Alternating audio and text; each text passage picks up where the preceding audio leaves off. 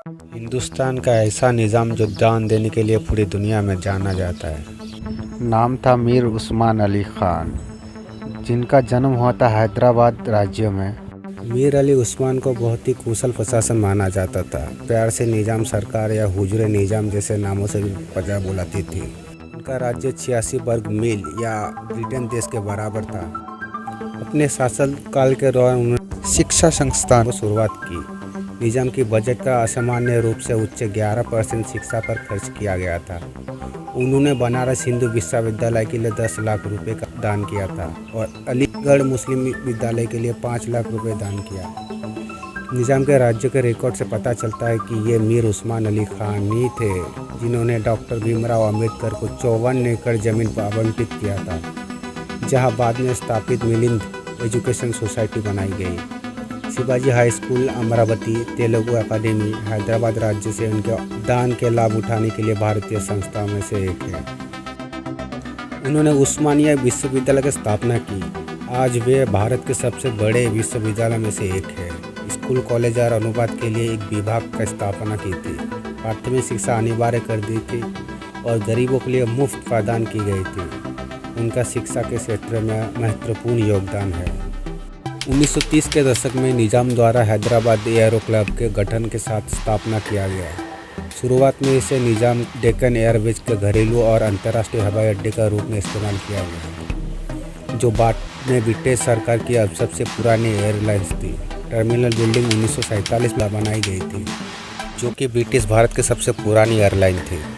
1908 के महान मुसीबत के बाद, जिसमें अनुमानित 50,000 लोग मारे गए थे, निज़ाम ने 2 बड़ी झील उस्मान सागर और हिमायत सागर का निर्माण किया। पूर्व का नाम खुद के नाम पर रखा गया था और दूसरी झील उसके बेटे आजम जहां मीर हिमायत अली खान के नाम पर रखा गया था। इसका फ़ायदा हैदराबाद के प्रजा आज भी उठा रहे हैं। मीर उस्मान हिंदू और मुसलमान को अपने 2 आंखें मानते थे। उन्होंने कई मंदिरों की प्रगति के लिए कई सोने और पैसा दान किए हैं। आंध्र प्रदेश अमीर लेखागार की फाइलों से पता चलता है कि निज़ाम ने यादगिरी गुड्डा मंदिर के लिए 8,25,825 रुपये, श्री रामबाग मंदिर के लिए 5,000 रुपये, भद्राचलम मंदिर के लिए 50,000 रुपये, तिरुपति वेंकटेश्वर मंदिर के लिए सालाना 8,000 रुपये दान किया था। उसने प्रसिद्ध रंदेश्वर स्वामी मंदिर के अलावा मंदिरपेट, शंकरबाग, गोलनाका के मंदिर के प्रति वार्षिक अनुदान भी तय किए गए थे। यहाँ तक कि 1932 में महाभारत के प्रकाशन और गेस्ट हाउस के निर्माण के लिए पैसे की ज़रूरत थी। तब 7वें निज़ाम मीर उस्मान अली खान को औपचारिक अनुरोध किया गया था। उन्होंने फरमान जारी करने में ज़रा सी देरी नहीं की। 11 साल के लिए 1,000 रुपये प्रति वर्ष गेस्ट हाउस के लिए दिए। इस हिसाब से 50,000 की उसकी पेशकश की गई थी। भारत चीन युद्धों में भी उसका प्रदान कम नहीं था। सन 1965 में भारत चीन युद्धों के चलते निज़ाम से स्थापित राष्ट्रीय रक्षा कोष में योगदान देने का अनुरोध किया गया।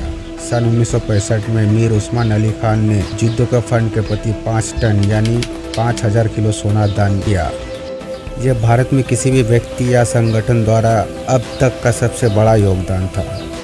दिल्ली के जामा मस्जिद में भी अच्छा खासा दान किया था उन्होंने।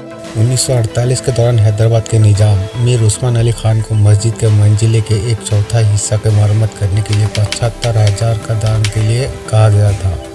निज़ाम ने उसके वजह 3 लाख दान किए, ये बताते हुए कि मस्जिद के शेष 3/4 पुराना नहीं दिखना चाहिए। उनका दान का इतिहास इतना लंबा कि एक वीडियो में बताना नामुमकिन है। मीर उस्मान अली खान ने 24 फरवरी 1967 को किंग कोठी प्लेस में अपनी आखिरी सांसें ली। उन्हें जोधी मस्जिद में दफनाया गया, जिसे उन्होंने 1936 में अपने बेटे जब्बार की याद में बनाया था, जो एक शिशु के रूप में मर गए थे। अगले दिन मक्का मस्जिद से लेकर किंग कोठी के बीच 5 किलोमीटर लंबा खिंचाव थी। लोगों के साथ जाम पैक था। राज्य के विभिन्न हिस्सों के सभी धर्मों के लोग ट्रेन, बस और बैलगाड़ियां से हैदराबाद महल परिसर में अपने राजा के आखिरी झलक देखने के लिए हैदराबाद शहर में प्रवेश किया। भीड़ इतनी अनियंत्रित थी कि लोगों को कतार में स्थानांतरित करने में सक्षम बनाने के लिए साइड रोड के साथ बैरिकेड का स्थापना किया गया। उनका अंतिम संस्कार का जुलूस भारतीय इतिहास में सबसे बड़ा था। उनकी लोकप्रियता की गवाही ये थी कि अनुमानित 10 लाख लोग निजाम बंदूकधारी जुलूस के हिस्से बने। निजाम का अंतिम संस्कार भारत के इतिहास में सबसे बड़े गैर धार्मिक और गैर राजनीतिक सभा थी। आखिरी निजाम के निधन पर तत्कालीन आंध्र प्रदेश सरकार ने उन्हें असाधारण राज्यपत्र जारी करके बाद याद किया। सरकार ने उन्हें दफनाने के दूसरे दिन यानी 25 फरवरी 1967 को राज्योत्सव घोषित कर दिया। राज्य के कार्यालय सम्मान के स्वरूप बंद रहे, जबकि राज्य के सभी सरकारी भवनों पर राष्ट्रीय ध्वज आधा उड़ाया गया।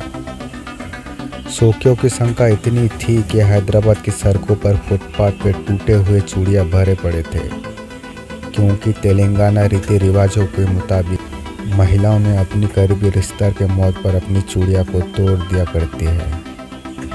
ये था निजाम मीर उस्मान अली खान की छोटी सी इतिहास। वैसे आपको इस इतिहास के बारे में कुछ और जानकारी देना है तो कमेंट में ज़रूर बताइए। मिलते हैं एक अगले वीडियो में, तब तक के लिए अपना ध्यान रखें।